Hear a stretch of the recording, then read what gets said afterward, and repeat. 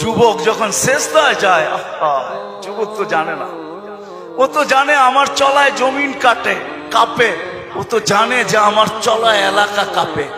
হায়, ও জানে না ওর সেজদায় যে আরশ কাঁপে, ওটাও জানে না। যদি জানতো তো এলাকা কাঁপাইতো না, যদি জানতো তো জমিন কাঁপাইতো না, ও সেজদা দিতে থাকতো আর আরশকে কাঁপাইতে থাকতো। যুবকের সেজদায় আরশ কাঁপে, আরশ। যুবক যখন সেজদায় যায়, সেজদায় পড়ে তো আল্লাহ ফেরেশ, নাইলে এই হাদিস কোনোদিন আসতো না। আল্লাহ ফেরেশতাকে বলে উনজুর ইলা শাব মাযা ইয়াফআল, যুবকের দিকে তাকাতো কি করে আল্লাহ জানেন। তো ফেরেশতা বলে জাআলা আজলাহু ওয়া মাজালাহু লিআজলিক, সবকিছু বিসর্জন দিয়ে আপনার কুদরতি পায়ে মাথা ঠেকায় দিয়েছে। তা আল্লাহ বলে হাদা আবদি হাক্কা, এ আমার পারফেক্ট বান্দা, ইন্নী উবাহি বিহিল মালাইকা, তোমাদের উপরে আমি একে নিয়ে গৌরব করি। যখন সেজদায় চিৎকার দেয় সুবহানা রাব্বিয়াল আলা, আল্লাহ বলে সাব্বাহতানি সাব্বাহতু, তুই আমাকে পবিত্র বললি, যাহ তুই পবিত্র, তোর গুনাহ মাফ, সেজদার থেকে উঠার আগে মাফ। আলাইতানি ফাআলাইতুক, মহান বললি, তুইও সৃষ্টির ভিতরে মহান। দুনিয়াওয়ালারা তোকে কি দিবে? কিয়ামতের দিন আমি তোকে আরশের নিচে সুপার ডিলাক্স গ্যালারিতে বসাবো। গ্যালারিতে, সুপার ডিলাক্স গ্যালারি বোঝেন? 7 জনের ভিতরে একজন ওই যুবক যে যৌবন আল্লাহর সাথে বিনিময় করে। আল্লাহ বলে তাকে আমি আরশের নিচে গ্যালারিতে বসাবো। সাবআতুন ইয়াদিল্লুহুমুল্লাহু তাহতা দিল্লি। দুনিয়াওয়ালারা তোকে কি দিবে? দুনিয়াওয়ালারা অতক্ষণ দিবে যতক্ষণ স্বার্থ আছে।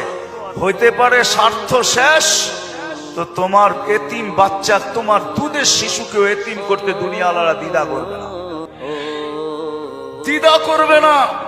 তোমার নববধূকে বিধবা বানাইতে দুনিয়াওয়ালারা দ্বিধা করবে না। অতদিন তুমি চামচ, যতদিন তুমি বোঝেন।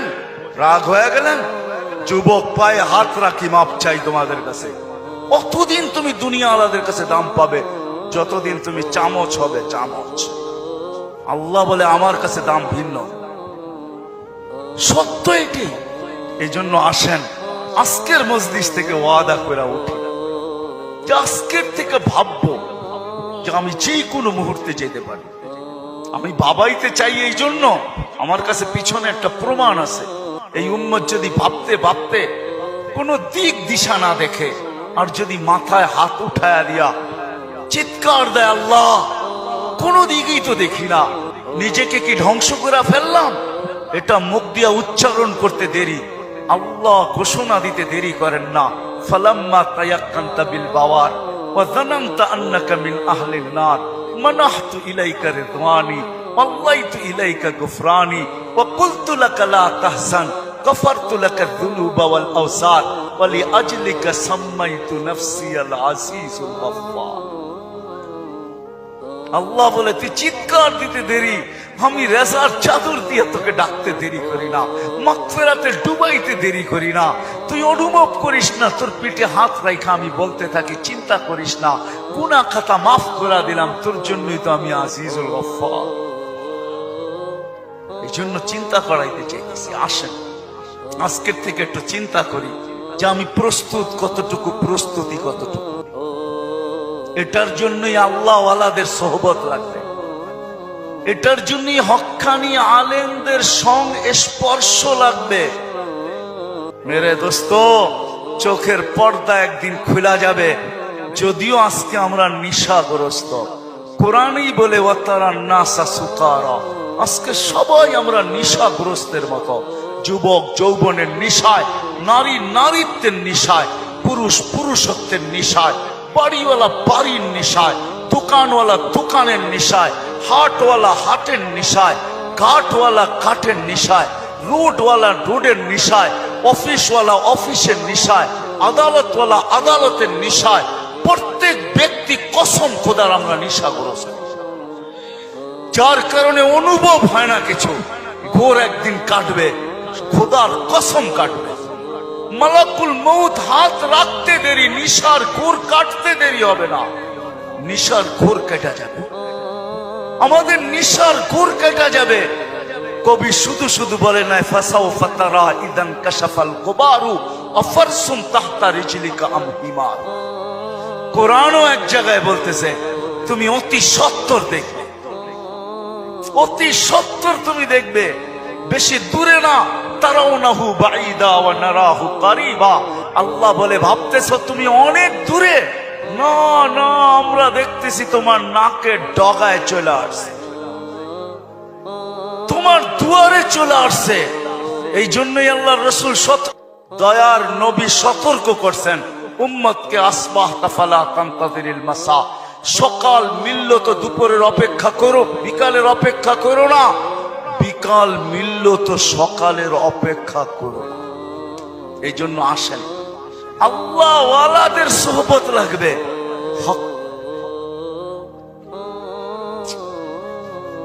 আল্লাহ ওয়ালাদের সোহবত লাগবে, হক্কানি ওয়ালাদের সোহবত লাগবে। এদের সোহবতে যাবে যখন, সোহবত লাগবে, পরিবেশ লাগবে। ওই পরিবেশে যখন যাবেন, ওই সোহবতে যখন যাবেন, ওই জায়গায় যখন যাবেন, তখন পর্দা আস্তে আস্তে সরতে থাকবে।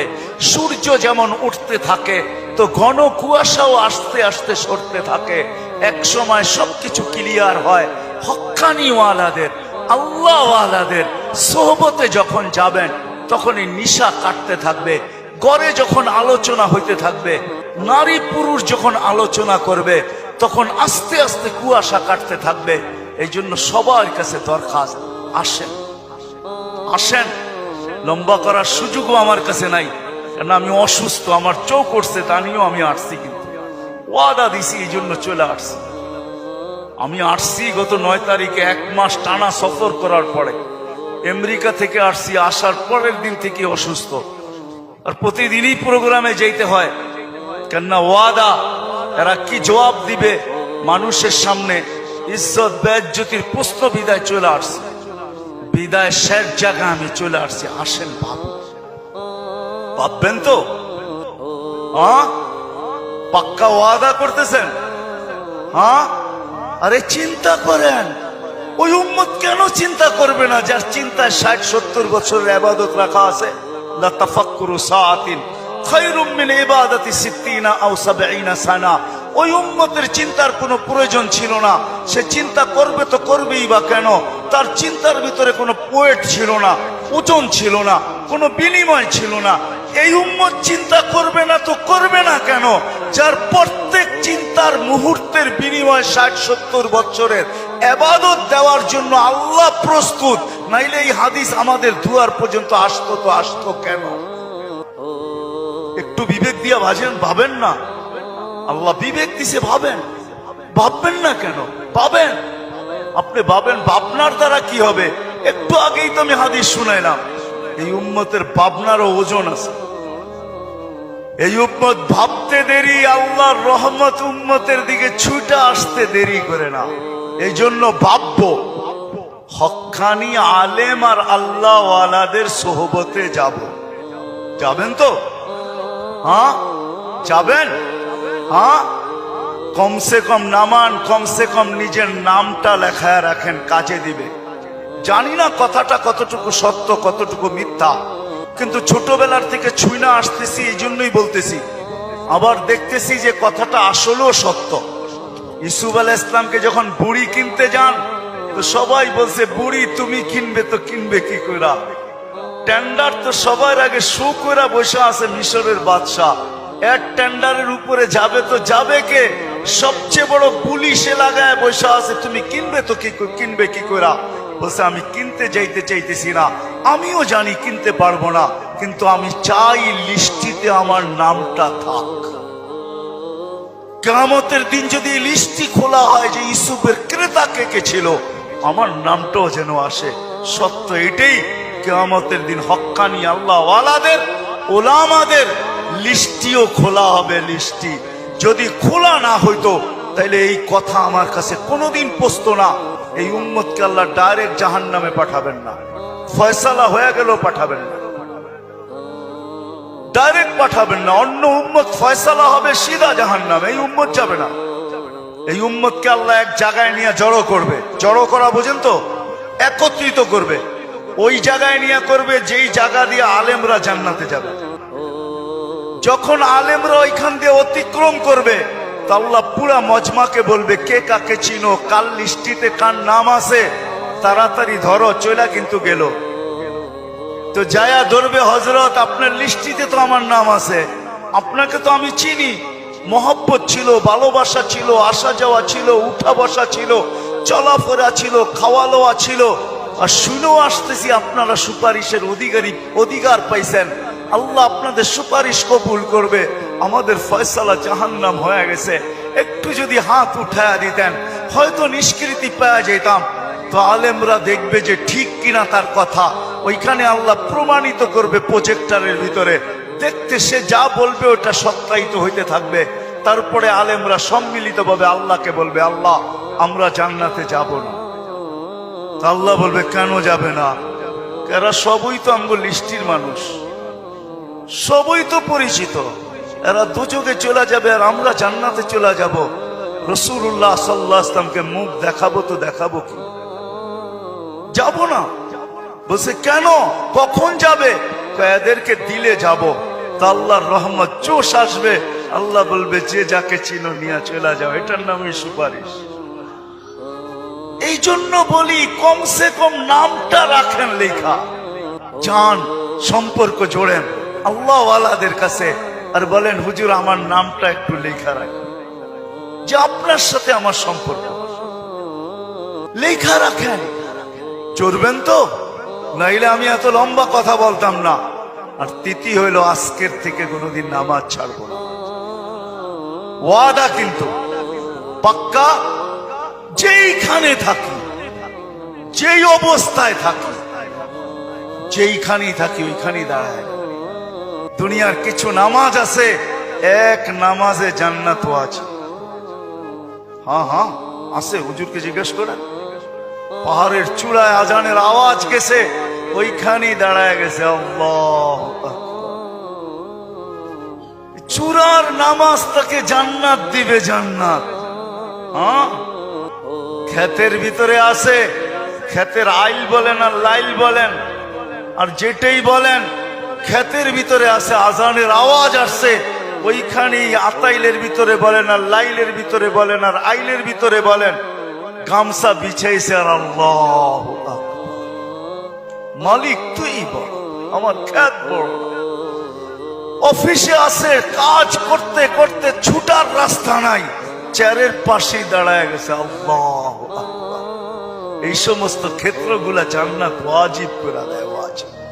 আল্লাহ ফেরেশতাদেরকে দেখায় কত ব্যস্ত, দেখ, তারপরও আমার ডাক শুনতে দেরি, আল্লাহু আকবার বলতে দেরি করে। আল্লাহ কত বড়! আমি যদি বিজ্ঞান পড়াইতাম আপনাদেরকে, তাহলে পড়াইতাম আল্লাহ কত বড়। কার কুদরতি পায়ে রাখা, পাও রাখার অনুমতি, মাথা রাখার আপনাকে অনুমতি দিতেছে। আল্লাহু আকবার শুধু তর্জমা জানি, আল্লাহ মহান, কিন্তু সৌরজগৎ দিয়া জানি না।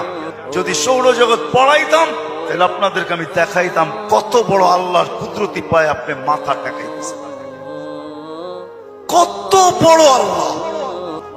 এটা সৌরজগৎ পড়া ছাড়া বুঝে আসবে না আল্লাহ কত বড়। সৃষ্টি পড়া ছাড়া বুঝে আসবে না আল্লাহ কত বড়। উর্দু জগৎ পড়া ছাড়া বুঝে আসবে না আল্লাহ কত বড়। তখন আল্লাহ বড় বলবেন, কিন্তু দিয়া বলবেন কিন্তু দোকান। আল্লাহ বড় মানি, কিন্তু দোকান কার কাছে রেখা যাব, অফিস কার কাছে রেখা যাব, ক্ষেত খামার কার কাছে রেখা যাব, কিন্তু বলবেন। আর যদি আল্লাহকে চিনার মতো চিনেন, তাহলে ওই সাহাবীর মতো বলবেন, নামাজে ব্যথা, নামাজে প্রতিবন্ধক। পাখি বাগানের ভিতরে ফরফর করতেছে, নামাজের ধ্যান ছুটা গেছে। ঘন বাগান ছিল, খেজুরের বাগান, তো পাখি ফরফর করতে যায়, নামাজের থেকে ধ্যান ওইদিকে সরা গেছে। সালাম ফিরাইতে দেরি, বাগান সৎকা করতে দেরি করে না। সৎকা থাকবে না বাঁশ, বাজবে না বাঁশি, থাকবি না তুই, ফরফর হবে না, আমার নামাজের ধ্যানও নষ্ট হবে না। আমি তো আল্লাহু আকবারের সামনে। আল্লাহকে যদি চিনে, তাহলে ওই আবু দাহদার মতো হয়। এক খেজুর গাছ, 600 খেজুর গাছের বাগান, এক খেজুর গাছের বিনিময়। আল্লাহর রাসূল ওয়াদা করছে এক সাহাবীর সাথে, যে খেজুরের মালিক থেকে তোকে বাগান গাছ নিয়ে দিব, কিন্তু ও ছিল মুনাফেক। বলছে খেজুরের গাছ আমাকে দে, তোকে আমি জান্নাতে বাগান নিয়ে দিব। ইয়া রাসূলুল্লাহ, আমার ছেলে সন্তান এই খেজুরের গাছের খেজুর খুব পছন্দ করে, এটা ছাড়া যা চাইতেন তাইলে দিতাম, এটা দিব না। আবু দাহদা পাশে দাঁড়ায়া শুনতেছিল, তো বলছে ইয়া রাসূলুল্লাহ, কানে কানে আমি নিয়ে দিলে দিবেন? অবশ্যই দিব, কেননা উনি মুনাফিকের রব চিনতেন। তো যা বলছে খেজুর গাছ বেচবি? আল্লাহর রসুল রে দিলাম না, তোকে কি করে দেই? কতগুলা খেজুর গাছ হইলে দিবি না? এটা কতগুলা হইলে দিবি না? তো বলে খেজুরের সিজন চলতেছে, সব গাছে খেজুর ভরা। বলছে তোমার ওই 600 বাগানের 600 খেজুর গাছের বাগানটা আছে, ওইটা দিবা? তাহলে দিয়া দিব। ডান, দিয়া দিলাম। দেখ খেজুর গাছ ডন কয়া ছুটা শুরু করছে, কেননা আবু উম্মুদ দাহদা খেজুর বাগানের ভিতরে বাচ্চা কাচ্চা নিয়ে খেজুর পাহারা দিতেছিল, নিজে খেজুরের বাগানও ঢোকে নাই, বাহির থেকে দাঁড়ায় চিৎকার দিতেছে, উম্মুদ দাহদা কি হয়েছে? কয় জলদি বাহির হ, খেজুর গাছ বেচা বিক্রি হয়ে গেছে। কয় কোথায়? আল্লাহর রসুলের সাথে জান্নাতের বাগানের বিনিময়। তো ছেলে সন্তান নিয়ে মহিলা স্লোগান দিতে দিতে বাহির হইতেছে, কি? রবিহাল বাইয়া বা দাহদা, রবিহাল বাইয়া বা দাহদা। আবু দাহদা, বড় লটারি জিতা গেছিস তুই, বড় লটারি জিতা গেছিস। বাহির হয়ে চলে আসছে, 600 খেজুর গাছ দিয়া দিছে। আল্লাহর রসুলকে বলছে ইয়া রাসূলুল্লাহ, খেজুর গাছ কিনা ফেলছি। কয় কি দিয়া কিনছিস? কয় 600 খেজুর গাছের বাগান দিয়া কিনা নিছি। আবু দাহদা, আল্লাহ তোকে এর চেয়ে 10 গুণ বড় বড় জান্নাত দিবে, আমি তোর খেজুরের বাগান দেখতেছি জান্নাতে। সত্য এটা, ওরা চিনছে আল্লাহু আকবার কি জিনিস, ওরা চিনছে লা ইলাহা ইল্লাল্লাহ কি জিনিস, মুহাম্মদুর রাসূলুল্লাহ কি জিনিস। এই জন্য ওয়াদা করেন আজকের থেকে নামাজ ছাড়বো, পাক্কা ওয়াদা। যুবকরা কি বলে? পাক্কা ওয়াদা। ইনশাআল্লাহ হুজুর দোয়া করবে, তারপরে এখান থেকে উঠা যাব, এর আগে কেউ যাব না। আমি আপনাকে চোখ খুলে দেখাইতে পারি, আমার চোখে চোখ উঠার কারণে কথা বললে অনেক জোর লাগে। আবার কালকেও প্রোগ্রাম আছে, ডেলি আছে। আসছি আমি 9 তারিখে, 1 মাস সফর করার পরে টানা আমাদের তাবলিগি সফর ছিল। 1 ঘন্টার জন্য এরকম কোনো সুযোগ ছিল না থামার, তারপরও চলে আসছি। উঠা চলে যাবেন?